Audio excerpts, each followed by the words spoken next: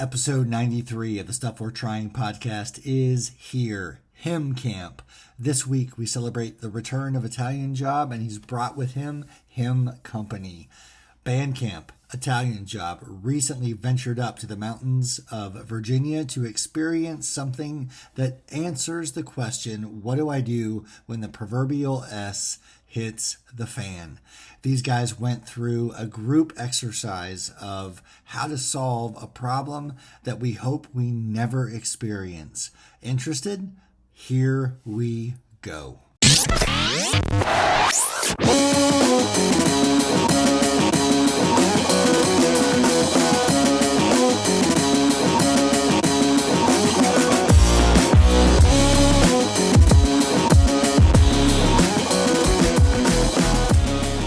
Looking good, Italian Job. I'm feeling good, Tommy boy. You sound a little congested today.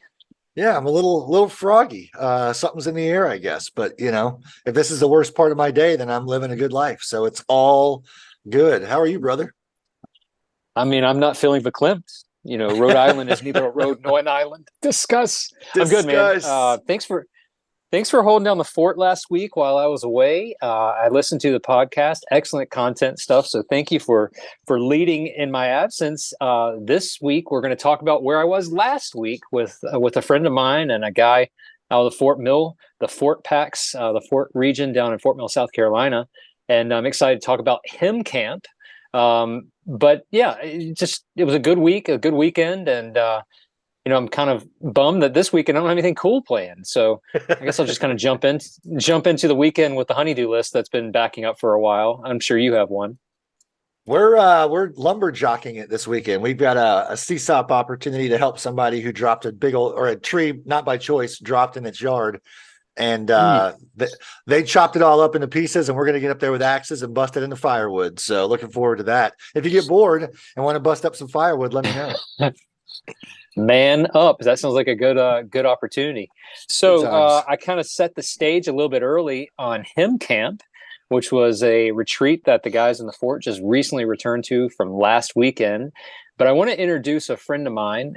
We call him Bandcamp, Justin Eisenhower. So Bandcamp, you know, if you don't mind, I know the answer, but the guys don't. Tell us about yourself, how long you've been doing F3, and how'd you get the name?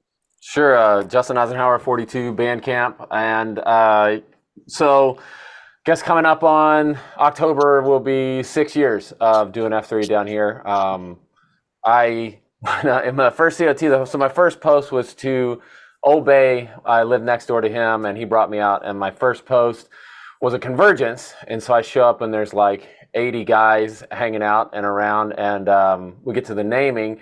And my last name is Eisenhower, so the naming was going pretty well. And then they were a lot of really, really solid suggestions. And then they're like, tell us something else about yourself. Tell us something else about yourself. And I said, well, I'm the trombone professor at Winthrop University. And then the naming went real south. And so we settled on Bandcamp. And I felt a little bit, you know, I've told this story before to some guys. I felt a little bit like, oh, we're still making fun of the band kids. Okay, so this is fine. And then as my fitness started really accelerating, I would like just throw things in when I'd cue a workout and guys would get gassed. I'd be like, oh, this is maybe why the band won the state title and not the football team around here. You know, those kind of things. So that were you kind of got to lean into it. You know, I think it's a healthy thing. Yeah, you got to own those names. Absolutely own those names. So I saw some really cool pictures that came through from Italian Job. And we were discussing before we hit record, you know, it looked like you guys had a really interesting time. And so I'm glad that we're going to hear talk about this. Definitely in my opinion, and I'm biased, but this is stuff worth trying. So I'm going to let you guys kind of take it away and tell me a little bit about the adventure you had last week, because it was pretty impactful. Yeah. So I'll just talk a little bit about how kind of the whole idea sort of came to be. So Clickbait, who runs Crisis Response International, he's a guy that works out here in the fort. If for those of you packs that are out there, that website is cryout, CRIOUT.com. Check out some of the stuff that they do. They do some amazing things. So Clickbait comes to me and says, he's been working out with us for a little while. Says, hey, I've got this property, this kind of retreat headquarters where Cryout is based. would love to do sort of a camp, get guys up there and kind of have a retreat. Now, I'm a bit more task-oriented than person-oriented a lot of times. And so for me, Italian Job and I have had this discussion before with our wives. For me, it is sometimes challenging to just say, hey, I'm going to go hang out with the guys, right? To just do the second F sort of thing. And because our M is at the center of our concentrica, right? And so if I'm taking a lot of time away from my family to just go hang out with the guys, there comes a little bit of marital stress there sometimes. And when Clickbait's telling me this, I'm like, well, what could we do? What could we do up at this camp that would be something to allow me selfishly to like have out there and say, hey, to my wife, hey, we're going to do this. This is kind of where we're going. And teaching at a university, we do a little bit of active shooter response training in terms of like watching a video. And that's the extent of what we do. There's a lot of things that I think our administration is afraid to do on campus because it might create a feeling of an unsafe environment. I mean, we have one building on our campus that is kind of scheduled to be an old residence hall, scheduled to be demolished at some point, and they'll build something newer and shinier there. And they've had the city of Rock Hill police officers and the SWAT team come and do trainings there, and it's a big production of like making sure everybody knows this is a drill. There's going to be an enhanced police presence on our campus. It's nothing to be worried about. And I was like, well, I wondered, can I get in on that training? Like, I would like to know how to respond to this sort of situation that's not just, I remember, what did that guy in the video do? And Clickbait does this. He has a connection with some trainers who do certain things. And so we set up active shooter response training. He had one of his trainers come in and do that. So that was kind of the carrot for me to be able to say like, hey, we're going to accomplish this task, like there's this task, this kind of tangible thing. And then the idea of the second F kind of being away, getting a chance to go further there. And I challenged him when his initial idea happened of saying, hey, what should we do in terms of the third F? Like what in the realm of third F is really important? And Crisis Response International is a Christian-based outreach group. So that kind of came second nature to him. And he and I met a couple of times and talked about this. And I'm on the SLT of the fort. And eventually our Nantan was like, well, are you on the leadership team for this? And I was like, man, I don't have a lot of the bandwidth to do that. Like I worry that I would let a lot of things drop through the cracks. He said, well, just encourage Clickbait to put together a team. And I was like, okay, cool. So next meeting Clickbait I said, all right, so who's on your leadership team? And he sort of looked at me like, I hadn't thought about that. And he ended up building a really great team, kind of almost had sort of a first FQ, a second FQ, and a third FQ underneath that. So the whole thing had some structure and some guys in different responsibilities. And Grinder really was kind of like the camp director who sort of oversaw all of it. And then Maximus put together a workout on Saturday morning, and there was a great hike on Sunday morning. And then Kaiser handled the third F portion of the program, and he chose some stuff that has been really into lately, the kind of the Wild at Heart sort of series. I don't know if a lot of guys are familiar with that. If you're not, definitely check it out. And so we did some kind of curriculum from that at some of the third F sessions, which was great. Having all three Fs, I think, was really solid. Yeah, Tommy boy, some of the pictures you saw were us kind of hanging around at the pool or going on a hike or at one point, and I kid you not, what was great about this agenda was we had all of the stuff that was planned out, and then we had free time. And normally on these retreats, your free time is like an hour and a half. We would have 3-hour time blocks. So if you want to go take a nap in the cabins on the bunk beds, or if you want to go read a book, or I think I saw Maximus and Bandcamp went for a run. Some guys went fishing.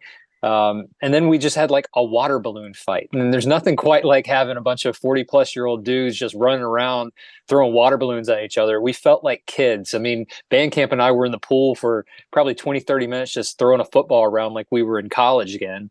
And it was, for me, when I tell my wife I'm going on these weekends, she says, you always come back better. Like it just, for me, I get this revigoration, this invigoration of excitement and this fellowship. It just gives me an outlet where I can just kind of, in the corporate environment, I can't really be a kid, but 5:15 in the morning. You can hang out with your buddies just like you're in school again. But this was extended. This was we all got up there, had a meal on Friday evening, and we started with the Wild at Heart series on Friday evening, and then Saturday morning, Maximus absolutely dropped the hammer with the gear workout, and then we worked our way through the training. It was the bleed stop, the active shooter training. We also did some basic first aid, but it was very hands-on. We actually had, and I think you saw this, we had a pork shoulder with a pump that was running some red food dye through it, and we had to actively stop the bleeding with gauze. We had to pack it. So we did that. We had our free time. We had lunch. All the meals were prepared by the packs, which was really nice, and didn't realize that we had so much talent in the group with the types of food that we had. But the thing that I will remember more than everything else, including the hike and the third F conversations, was we actually had an active shooter simulation. And that active shooter hands-on simulation, we had just finished dinner. And they said, hey, pull your phones out. Hey, we're going to order a T-shirt. Check out this cool design. And all of a sudden, we heard some gunshots. And they said, we've got an active shooter. And so it became real fast. So we evacuated the building. They said the shooter's been taken care of, but there are injuries inside. And we walked into a war zone, TB. I mean, I'm talking people who had intestines hanging out and arms that were severed severely, and people screaming. And dude, it was something else. We literally took what you learned, in growth school, head knowledge, and put it into heart knowledge and jumped into it. And that's what's going to stick with me, because all of a sudden there's no time for standing around. And they actually made the comment that this group did this more efficiently than any other group, probably because it's a bunch of F3 guys that will step in the face of conflict and the work that needs to be done.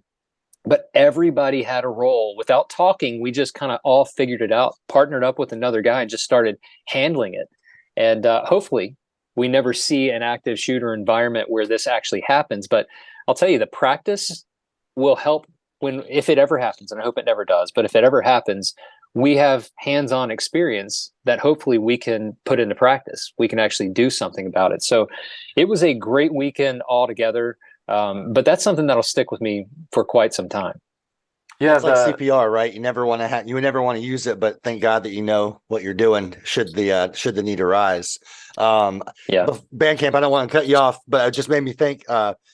Italian Job, you sent me a video. So what we'll do for the guys who are listening on YouTube is we'll tack that video piece of the evac at the end of today's video, just in case they want to check that out. But Bandcamp, back to you, man. Well, I was just going to say, one thing that I found incredibly interesting in the training, kind of the classroom portion, was the discussion of, hey, like, you could be, if it is an active shooter situation, you could be inside a building kind of locked down with folks that are wounded and not know how the shooter is, where they are, what's happening. And there's a certain protocols. The guy who led the training session was a police officer from Fort Collins, Colorado.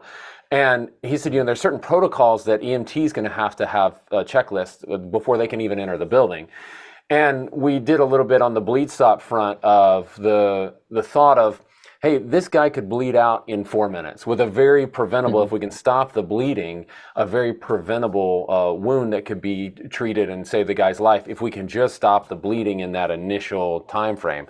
And that was something that I had never thought of. You think about the active shooter response. A lot of the guys are like, how am I going to neutralize this guy immediately, right?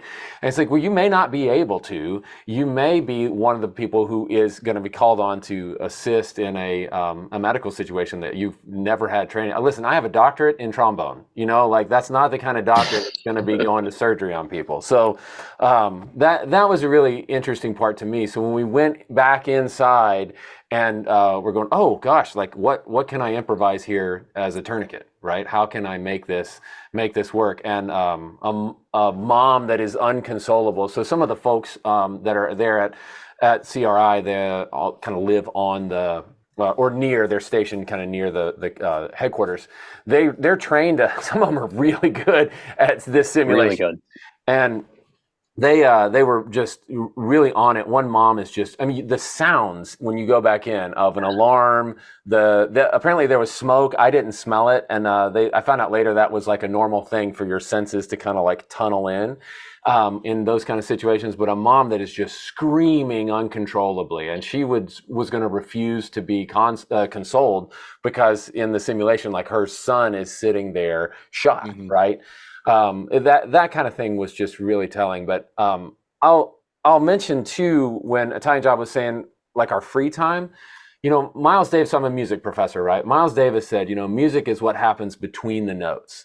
And so I think we have these things that were on the schedule that are kind of, for me as a task guy, the reason I wanted to make sure I could be there. But the fellowship that happens between those is really great. And I think Grindr did an amazing job setting up the schedule so there was a giant swath of free time where guys could just play. There was a little beach volleyball court, and the amount of sand that came off of Ruby slippers was just I don't know if he sweats glue or what the deal is, but yeah, those kind of moments are just the sort of things that you're not going to get in the gloom. And one of the other aspects of the whole program with the headquarters was a non-alcohol. There's like no alcohol really allowed on the base, and so I think there were a few packs, and I'll just throw it out there in the fort, who were maybe a little frustrated by that. I thought, if we're talking like a Friday and a Saturday, okay, you're not going to have beers with your buds on a Friday and Saturday one time for one weekend. Like, that's something that you might need to evaluate if that's like your a struggle for you. That's something you might need to evaluate in yourself. So that was really nice. I will say Kaiser did bring some like fizzy hop water or something from Sierra Nevada. It's like that little hop flavored seltzers, and so that was great too. That we weren't just kind of going up there, and from my family perspective of you're just going to hang out by the campfire and drink beer. It's like, no, there was stuff going on, and there's still plenty of fellowship that happens in the in between spaces. Yeah. I just envisioned you sitting around a campfire drinking beers, playing trombone now. So I don't know why I can't get that visual out of my head. I'll send you a video. Yeah. And by the way, if anybody's listening, Glue Sweats is a great FNG name. So that's on the table for anybody who wants it. And then a couple questions. They're rapid fire. So I'll just throw them both out there. Guys are obviously going to be dialed into this and want to know kind of best practices, where to start. So who can they reach out to? And why should they consider this stuff we're trying? And that's to both of you, whoever wants to take it. Yeah, so I think as far as like reaching out, I mean, definitely reach out to IJ. You could reach out to me as well. I think the big thing is, we were lucky in that Clickbait has an 88-acre facility that he's willing to open up, and it like kind of backs up against the Appalachian Trail. Could not have been a sweeter spot, to be honest. A commercial kitchen in the dining hall, like just an abundance of resources. But I don't really think you need that. Kaiser, we were kind of doing a rundown with him, and he made mention of like his shield lock has gone on a retreat with just 6 guys before, and that has been incredibly meaningful. So I think a lot of this is, if you're going to try it, go small. Because I'll be honest with you, Clickbait wanted there to be 50 to 100 guys. Like that's what he wanted. And I was like, man, I don't know. It's like going to be August right before school. I feel like our lead time is a struggle as far as we're getting this scheduled. And so I think you could go with just a shield lock. You could go with 20 guys. You could go with more if you've got the space for it, for sure. But the important thing is probably finding a way to make space for all 3 Fs. And the third F, is a challenge, because I knew there were a couple of guys who were not specifically Christian. And so in our region, that happens some, but probably not as much as in other regions. And we really, I personally, as a weasel shaker in our region, struggle thinking about, okay, what does third F mean? And how do we make sure that F3 is open to all men, that the fort is open to all men when we're not specific to one specific faith? And, one of the things in the program, it obviously came through a very Christian lens with that Wild at Heart series. But one of the things that struck me that weekend was that a third F is is our lens. That's how we view the things that happen to us. And it doesn't have to be Christian. It doesn't have to be a specific religion. Dredd likes to say the Bob Dylan spiritualist, that if this happens to you, man, it's just blowing in the wind. Okay, but that third F is how we're going to kind of view the world, view the things that happen to us. And I thought that was a really powerful takeaway for me. And so I think for guys that want to try this, hey, find a way to integrate all three Fs. Find a way to kind of get a little bit outside of your standard space, and past that, the door is wide open. And I think go out on a limb. Clickbait really went out on a limb to open his space up for us, hoping for 50 plus guys, and was willing to we'll take what we can get. And I even told him, hey, let's view this as kind of a trial run, and let's see where we get. How this goes, and we can learn from it, kind of fail forward, learn from it, and then hopefully open up and do it again, open it up to more regions, open it up, publicize it a little wider, let guys come from a lot of different spots. And maybe we do a different program, maybe we do different sort of training or something, and go from there. Yeah, exactly what Bandcamp was saying. It doesn't have to be a big group, and it doesn't have to be a place with a commercial kitchen that just happens to back up to Jefferson National Forest. I mean, it doesn't have to be that. But if anybody's looking for it, they're about to put it on the market for $1.2 million. You can buy this place. And I would love nothing more than a guy in the nation to buy this spot and just call it F3 Hem Camp and just do it multiple times a year. If you are interested, it is out there, and I'll be glad to send you some information on it. But just like Bandcamp was saying, I mean, you don't have to have all of the niceties like a cabin with showers and bunk beds. What you really need to have is a plan. You need to understand that the reason F3 works so well is because we only have a few guidelines. It's not very difficult, so this doesn't have to be that difficult. Make sure you've got a first F element. Make sure that, listen, we've got to do hard things to make us better. Make sure there's a second F, which the second F comes organically if you've got a group of guys together. It's just going to happen. And then the third F, I really love the concept of, we were at the top of a mountain. We went it was about 4 miles to the top, and it was about like a 1,500 foot elevation gain. And at the top of the mountain, we all just kind of walked around, took some pictures, looking at the sunrise over the mountains. And then we had a moment where we just kind of sat on some rocks and said, what does third F mean to you? And some guys took that moment to talk about personal experiences in life. Some guys talked about, I find God in certain places that, other guys don't. It doesn't have to be in a sanctuary somewhere. Sometimes it can be out on a surfboard or on a hike. But it was just that moment to sit back and realize you are not the center of the universe. And that's what we talk about as the third F, realizing that you ain't the whole thing. It's not just you. There are other things out there bigger than yourself. And so just making sure that you carve out time and have an agenda that's going to focus on the three Fs, and the rest of it's just going to come together. The memories that were made, the friendships that were bonded and forged, these are things that they will happen. But you've got to get away from the hustle and bustle of everyday life. This may not work, if you're just getting together for an evening for beers around the fire. You may need a little bit more than that. You may need to get away from television and may need to get away from obligations and just to go someplace. So this was just a great opportunity. And, why should regions try this out? I can't tell you why you shouldn't. I mean, this was one of those things that I felt like I came home in a better place to handle a week of Mondays, which is this week was a week of Mondays. But I felt like I was prepared for it because we talked about these sorts of things. We dug into them a little bit deeper. It's something that all regions should try. If you don't have, 80 some odd acres and cabins and commercial kitchen and a pool, you don't have to. You don't have to have that. You just have to have intentionality.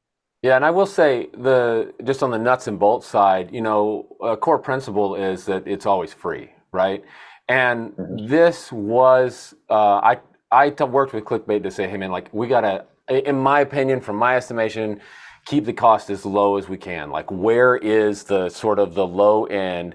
And it was $50 a guy, you know, and you were staying in kind of, I thought the cabin was pretty nice. Apparently I have, some of the guys are a little softer than I am, apparently, as far as their sleeping condition. But anyway, so it was a nice long cabin, and, you know, we had bunk beds and this, that, and the other. But it was $50, and we cleaned the cabins, we cleaned the kitchen. And so it was a little more if guys are buying enough food for everybody to prepare it. I mean, so that cost, but we were trying to keep it as low as possible because we have a myriad of guys, as I assume every region does, of income levels. And I wouldn't want, and there was, of course, a guy could have been on a scholarship or something like that if that was necessary, but I teach in higher ed, man. And I know how challenging it is to sometimes be the student who, man, I got to apply for another grant or another thing or another, right? Because I just need to stay in school. And so that was really important to me to try to figure out a way to make it cost effective so that any guy who posts in the fort could feasibly come. Yeah, I'm reminded as you guys share of a conversation we had with Cadre DS from GoRuck. I mean, this whole week is about furthering your ability to be an asset to your community. And again, hopefully you never have to use half of those skills that you learned. Should the need arise, you're prepared. But the real takeaway, just like F3, it's more than just a workout, right? So you guys come back sharper. You also come back closer, tighter. You've got a stronger foundation in all three Fs. And I think that's outstanding. If anybody has a doubt in their mind, they need to just rewind this podcast and listen to it again. So I'm all in. Mm-hmm. I've got my $50. I'm ready to rock and roll. Bandcamp, thanks for carving out time. Appreciate you making it so. Like I said, excuse me, we're gonna drop that video at the tail end of today's video on YouTube. It would probably be really awkward to listen to it on a podcast through your ear holes. Italian Job. Any final thoughts from you, brother? You know, Bandcamp mentioned something. We were at the top of that mountain and taking some pictures, and I saw this one random wildflower that was growing literally next to a guardrail. And it was just so many things that came to mind. I was like, oh my gosh, you know, there's beauty in the guards of having guys around you. There's beauty in the chaos. And but everybody took pictures of the beautiful sunrise over the mountains, but no one stopped and looked at the flower. And as we were sitting on those rocks, I was thinking, faith is believing in what you cannot see. Just like the air you breathe, you can't see it, but it's believing that it's there. But you'll see what you want through the lens you choose. So you can choose to see the positives in life. You can choose to see the negatives in life. And I choose to see my creator through the beauty of his creation. That one flower next to a rusted guardrail on the side of Blue Ridge Parkway, it just really reminded me that if I'm looking for the beauty, I will find it. If I'm looking for the negative, I will find it. So my encouragement is for the guys who are listening to listen. Things are tough. They always are, and it's always tougher when you start thinking about how things used to be and living in yesteryear. But if you try to find the positive, you will find it. And if you try to find goodness, you will find it. So I encourage you to be a little bit on the positive side and find the good in this world. Because if you try to look for the bad, you will also find it. And if you live in that space, you're going to have a sad existence. This past weekend was a good opportunity for me to spend time with some men that I love. Got to know some guys that I didn't know very well at all. Great conversations. And I realized that being surrounded by men like that to act as my guardrails will help me to see the beauty in this world, will help me to develop into the leader that I was created to be. So Bandcamp, you're one of those guys, and I appreciate you, man. Tommy boy, I love you, man. Thank you for the opportunity once again. So yeah, it was a good week, and I look forward to this upcoming weekend and what comes next. You're a good man, Charlie Brown. Bandcamp, likewise, man. Thanks for carving out time again. I said it once, I'll say it again. Anytime a guy has the audacity to jump on a pod and share what's on his heart and in his mind, makes a big difference when one teaches to learn. So well said, gentlemen. Glad you did it. Glad you shared it. Fellas out there listening, get after it. And as always, be good or be good at it.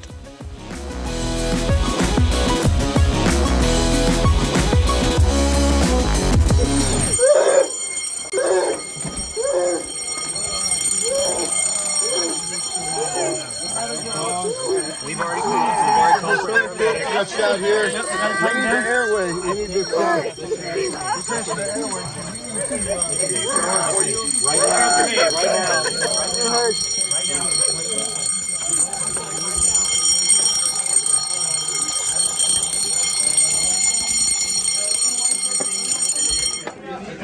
real time, sim over.